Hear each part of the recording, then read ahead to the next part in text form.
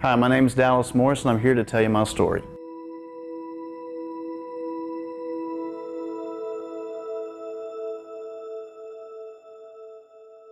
As a child, I grew up in a pastor's home. From the time I can remember, I went to church 3 times a week. I had a loving family, a loving father and mother that taught me all about the church and how to go after God and how to be a good Christian young man. Even through junior high and all through high school, I never took a drink of alcohol. So you might say I was a pretty good kid all through my high school days. Before I had gotten married, when I was 17, I had felt the call of Christ on my heart to go into the ministry. And so being raised in a pastor's home and being around an evangelist all my life, all I knew was if I was going to be called to the ministry, I had to get up in front of a pulpit and preach. So from the time I was 18 and my wife and I, we went to church after church. We began to work for the church. We would have our ups and our downs in the church, and all the same time I was in the military. I was a missions pastor overseas. I became a children's pastor, but it never was satisfying. I never could feel good about what I was doing for Christ. Something happened to me while I was a youth pastor.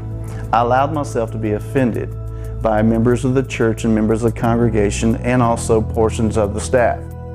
I left and went out of town and went from job to job, different places, and little by little I began to slip away from what I knew was the truth. So I began to go out with my friends.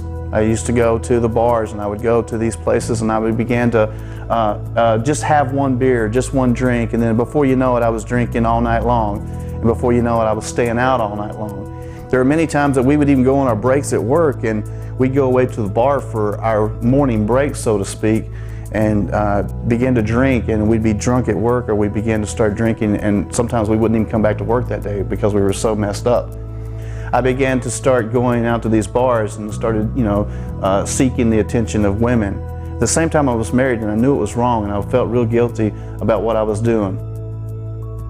Things like this began to happen in my life, and the next thing I know, I was divorced. I had lost my family, I had lost my children, and my life was a mess. I began to suffer the consequences of what I had allowed Satan to do. I began to move my way back to Texas, which was my home state. Little did I know that was God's plan in my life.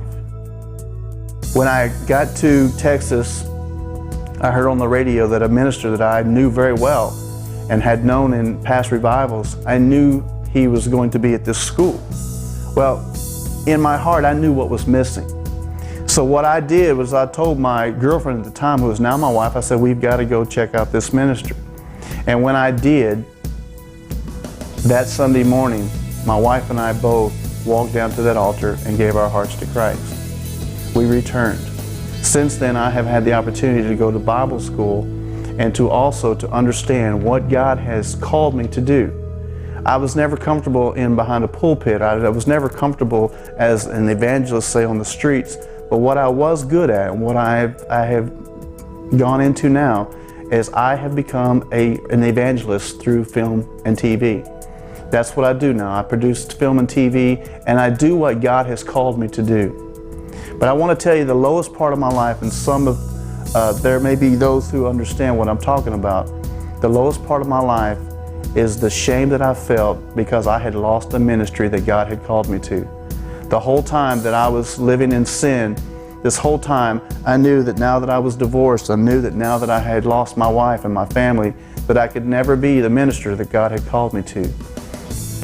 That was a deception of Satan, because I learned later on through the healing that God had brought me through the healing through this Bible school and through the healing over the time, that God had replaced me, or God had restored me to that place of ministry.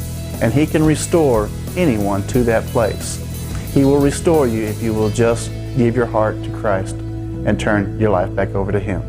Thank you for listening to my story.